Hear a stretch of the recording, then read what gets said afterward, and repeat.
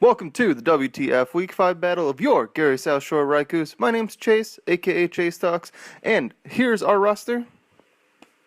And this week we'll be facing off against the Rosmalen Roserades. Running down his roster, he's got Mega Charizard X, Tapu Koko, Scolipede, Roserade, Metagross, Hitmonlee, Masquerain, Vaporeon, Porygon-Z, Donphan, and Gardevoir. When I was building against his team, the first thing that I really wanted to bring was my Hail Core. So I brought my Alolan Ninetales with an Icy Rock, Freeze Dry for his Vaporeon, then Dark Pulse, Moonblast, and Aurora Veil, Dark Pulse, and Moonblast to give me some more coverage.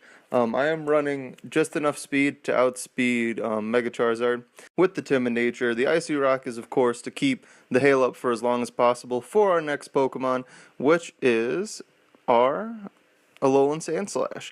Our Sonic here, he's got to go fast. He's got a Life Orb, Slush Rush, Iron Head, Earthquake, Icicle Crash, and Swords Dance. I'm running max speed to just outspeed everything on his team in the hail and outspeed as much as I can when I'm not in the hail. 252 attack, of course.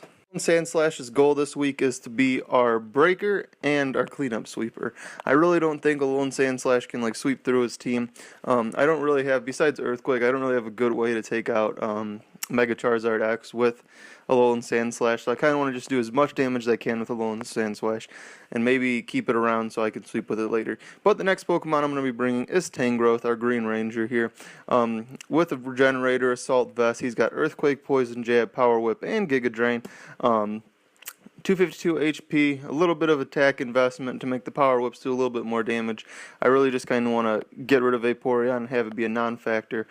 And then majority special attack with a sassy nature. Next Pokemon is going to be our Purple Ranger, our Alola with Leftovers, Regenerator. I'm running a 252 defense bold nature, so max defense set with Scald, Toxic, Wish, and Protect. If I can Toxic something, especially one of his walls, it'll be a lot of helpful. Any Scald burns on switch-ins against any of his physical sweepers, would be really useful. This is also my main switch into Mega Charizard X. Our next Pokemon will be our Salamence. Ghostium Z again, Moxie set. Dragon Claw, Earthquake, Shadow Claw, and Dragon Dance. This speed ties with his Mega Charizard. If he switches in a Vaporeon that doesn't have Ice Beam, I can set up a Dragon Dance on it and just kind of sweep his team. The Ghostium Z is to take out his Gardevoir or his Metagross to kind of get me to an instant +1, and then I can just try and sweep from there, hopefully winning a speed tie with his Mega Charizard. The next Pokemon and the last Pokemon I'm bringing this week is our Beedrive, our Mega Beedrill. With its adaptability, of course, that's Mega Beedrill's ability. U-Turn, Poison Jab, Knockoff, and Toxic Spikes. Now, the thought process here with the Toxic Spikes is that if I get a chance to click them and poison anything that comes in, poison his Vaporeon, poison his Charizard, poison just anything on his team, that extra chip damage can just put my sweepers in a good place. It can really put Sandslash in the same place, put Salamence in a good place. So I also, because his team's not super fast, I do get to run a lot of HP on Beedrill this week, hopefully kind of setting up in a good place. I don't really know how well Beedrill can do against his team, but I really thought that the knockoff, coverage usage, and just being able to put on some chip with U-Turn would be really helpful this week. Alright, so next we're going to jump right into the battle. I am commenting this battle after I played it. As for my lead option here, I knew that I wanted to just go right into Mega Beedrill. I could have led my Hail to set it up right away, but I thought Beedrill was the safest against his team. He does lead Metagross, so it was a good option for me to just go ahead and lead Mega Beedrill here. I'm going to go ahead and click U-Turn. I'm not going to play any games. I don't want to get hit by a Steel-type move trying to set up my Toxic Spikes on him or anything like that. So I'll just pick up the momentum of grabbing U-Turn and see what he wants to do here. He does actually decide to sell Stealth Rocks. I do some good damage though with that U-Turn. He does decide to set Stealth Rocks here as I'm going into my Alola Purple Ranger, just to kind of take any Steel-type move I thought he was going for. I really thought he was going to go for a Meteor Mash here. But he gets that Stealth Rocks up, so he has the ability to Hazard Stack me between this and his Masquerain. But I am just going to get to scout out what he does right here as I go for a Scald to kind of put as much damage on that thing as I can. Water Absorb kicks in. It's already at full HP. Not a big deal. I go for Toxic. I connect it, which is awesome, putting his Vaporeon on a timer unless it does end up having that heal bell. He goes for the poison as well and misses it, which is unfortunate for him. Here, I really don't want to get toxic on my Alomomola. I need my Alomomola. It can't be on a timer. I don't want to get swept by Mega Charizard. I'm super afraid of Mega Charizard this match, so I'm going to go right into my Tangrowth. Here, he sets up the Wish, so he doesn't go for that back-to-back. I am just going to go ahead and go straight for the Power Whip here.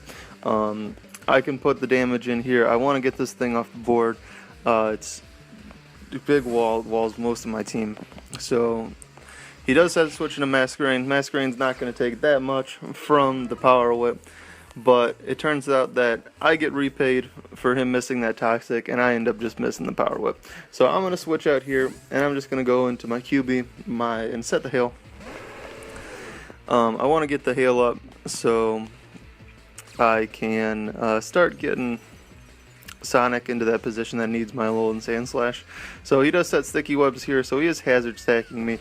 Before this match, I actually didn't remember that Masquerain got Sticky Web, so that kind of caught me off guard while playing this match. I was like, oh, it does. So here, I predicted him to switch out. I didn't think he wanted to take the Blizzard, so I am just going to go ahead and set a Roar Veil.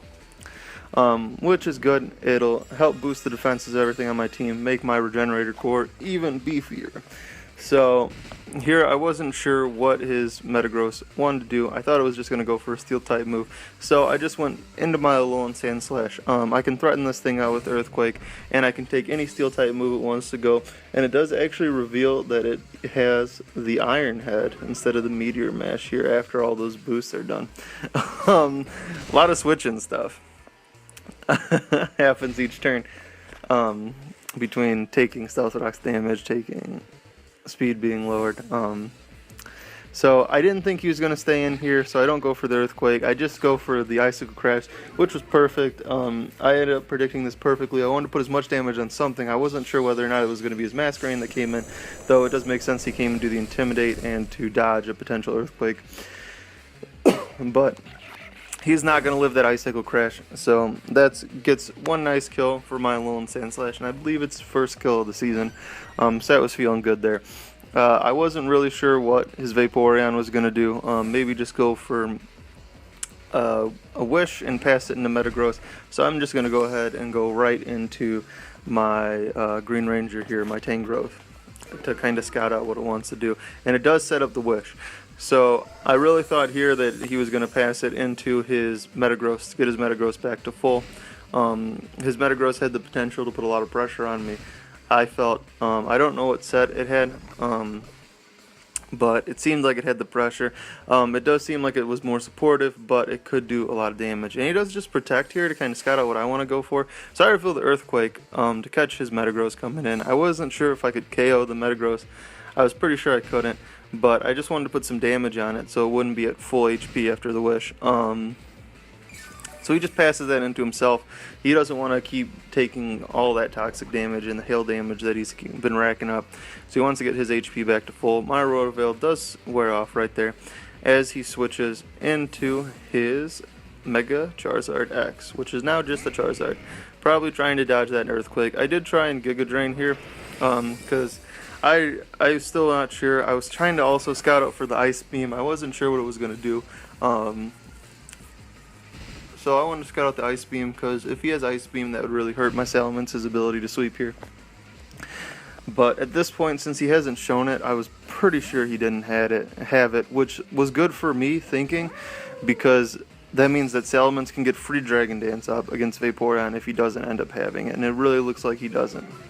So I am just going to switch my Alomomola. Like I said at the beginning of the video, my Alomomola is my dedicated switch into this thing every single time it comes in. I'm just going to go Alomomola. I'll Toxic it, Scald it, put it on a timer, and get it. Here, he does go for a Dragon Dance, which is bad. At this point, it outspeeds everything on my team when it's Dragon Danced. So I really kind of want to keep it shut down as much. And try to not have a Dragon Dance me into oblivion here. I do just go for the Scald here as it goes for a Dragon Claw, which does an okay amount of damage. It's a 3-hit KO, which means I'm in a really good position. I can wish next turn and have no drawbacks from it. I'm also in range to where if I regenerate her out and come back in, I'll be at full HP, so I can stall this thing forever unless it wants to try and Dragon Dance on me forever. Here I bet he was trying to predict me Toxicking, so he goes into Vaporeon, so just waste my turn. I do go for the Wish though. I wanted to be at HP, full HP after another Dragon Dance when if he Dragon Clawed me this turn, the next turn I wanted to be able to protect and get my HP back. So I do just switch out into my QB. I have my Freeze Dry, so I'll reset the Hail, and I can go for Freeze Dry here. Nothing on his team really wants to take the Freeze Dry, and I really want to get this Vaporeon off the board. I don't want it to offer Wish support to his Mega Charizard X. I don't want it to offer Wish support to his Metagross. He does actually go for the Heal Bell here to heal the Toxic on his Vaporeon, which is cool. It shows me his entire set, since I'm sure he has water coverage, so it showed me his entire set. I know for sure he doesn't have the Ice Beam at this point, so I know 100% I can Dragon Dance in front of this thing, and not have to worry about it. So I do just click Freeze Dry. I don't want to mess around with anything. So he does switch in his Charizard. This is a neutral hit, so it's going to do a decent amount of damage to it. It's not going to do too much. If I would have went for Moonblast there, it would have done a lot more damage. But I'm happy with what the Freeze Dry did. I do switch out because I can't outspeed it here at -1. So I do just go right into my Alola. Alola, we already seen can wall this thing forever. Here he does show me that he is the Roost, which shows how much Alola really does wall him, because he's only got 2 attacks. He's a 2-attack set with Roost and Dragon Dance. So he could Dragon Dance here. I'm going to stop playing the games and I'm just going to go for Toxic. I want to put him on a timer. I don't want him to try and Dragon Dance in front of me into Oblivion. I want to put him on that timer right now before he's at +6, sweeps my entire team. He does switch out, so something's going to take a Toxic, and he switches into Slammer, which ends up being his Porygon-Z. Now it was great that I Toxic'd right here. Porygon-Z was like a back threat that wasn't like in my head. I knew it was going to be a threat, but it wasn't like in my head when I was team building, and it wasn't in my head when I was going in here. So it definitely had the ability to clean up Sweep Me, not being in the forefront of my mind. I was not sure at all what set this was going to be. I knew it was going to do a lot of damage to something, but I thought it could be a Life Orb. I wanted to scout out what set it was and switch into my Tangrowth here to kind of gauge the damage and see just what it's going to do. So I switch into Tangrowth, and Tangrowth is going to take a big hit here as it goes for Tri-Attack. So many animations.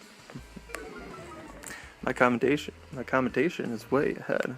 Commentation? I don't know if that's a word.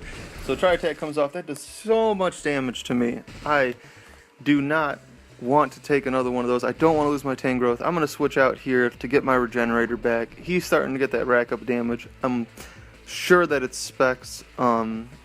So here I was gauging what's my least useful member. I don't live a Specs hit on my Alola. I need my Alola. I don't really live on anything, so I'm just going to switch into my Sonic here. He's already went fast. Steel type, I wanted to see if I could live a Tri-Attack. I didn't think I would.